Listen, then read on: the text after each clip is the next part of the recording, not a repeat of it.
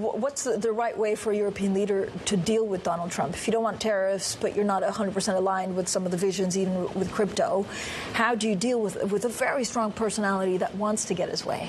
I think meeting with him one-on-one is usually a good thing to do. I think recognizing the political constraints that he's under, which is to say he made certain commitments, he's likely to honor them.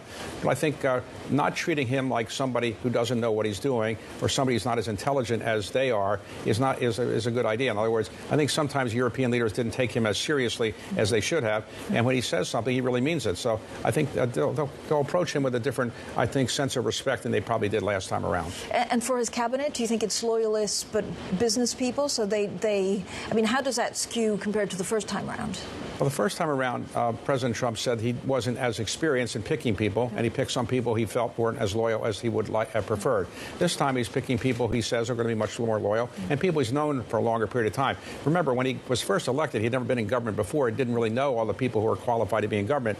Now he's been around for 8 years, and now I think he feels much more prepared to be president of the United States in the sense of having experienced people around him who know what to do. But are loyalists dangerous if you're going in the wrong direction because there's no one else to say, Mr. President, wait, you're wrong on this?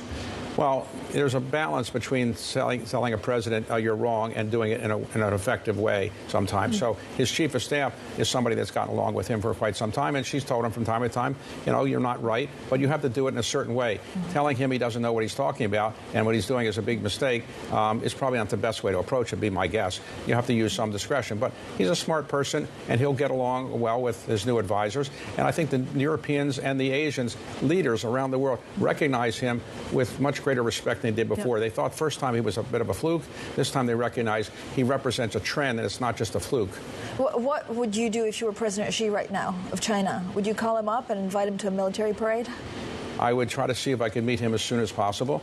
Obviously, inviting him to China is one thing, but offering to come over and meet in the United States is another thing, and they can meet halfway between, of course. But I think having a meeting sooner rather than later is a good policy.